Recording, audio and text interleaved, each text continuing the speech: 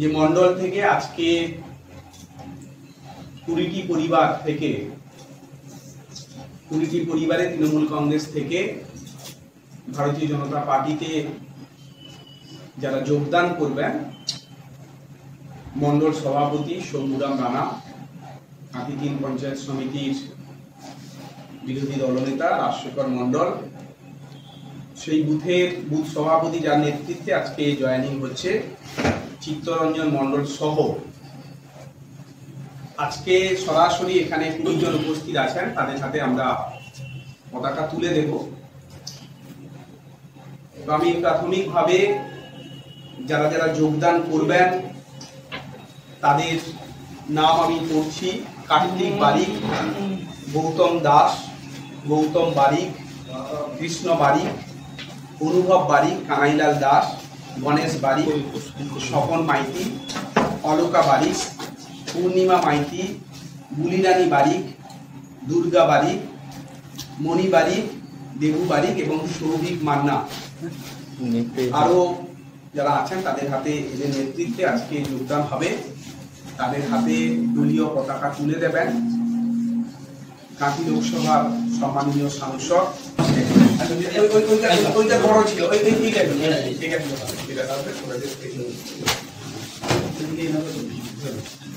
Slogan Bharat माता की जय, भारत माता की जय, बीजेपी बीजेपी बीजेपी जिंदाबाद जिंदाबाद जिंदाबाद, बीजेपी बीजेपी बीजेपी जिंदाबाद जिंदाबाद जिंदाबाद, बीजेपी बीजेपी बीजेपी जिंदाबाद जिंदाबाद जिंदाबाद, नरेंद्र मोदी जिंदाबाद जिंदाबाद जिंदाबाद, जेपी नड्डा जिंदाबाद जिंदाबाद जिंदाबाद, सुकांत मजुमदार जिंदाबाद जिंदाबाद जिंदाबाद, বিরোধী দলনেতা শুভেন্দু অধিকারী জিন্দাবাদ জিন্দাবাদ। দাদা, এরকম একটি অস্থিরতার মধ্যে দেখা গেল তৃণমূল থেকে বিজেপিতে যোগদান প্রায় 20-25টা পরিবার।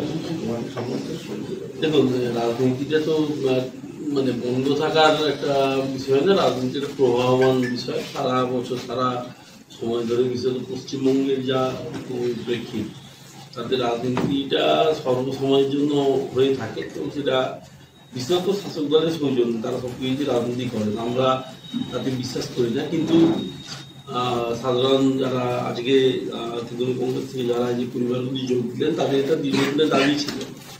সময় সুযোগের অভাবে নানা ধরনের কর্মসূচি থাকার কারণে করে ওঠা যাচ্ছিল না এই জয়েনিংটা। তারা অনেকদিন ধরেই আবেদন করছিলেন বুথ সভাপতি এবং মন্ডল সভাপতির মাধ্যমে।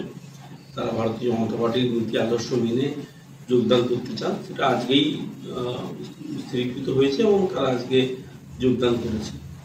তো মূলত এখন যে পরিস্থিতি চলছে রাজ্যে, যে তাতে কতটা আপ্লুত মনে হচ্ছে এরা যারা এসছেন তারা?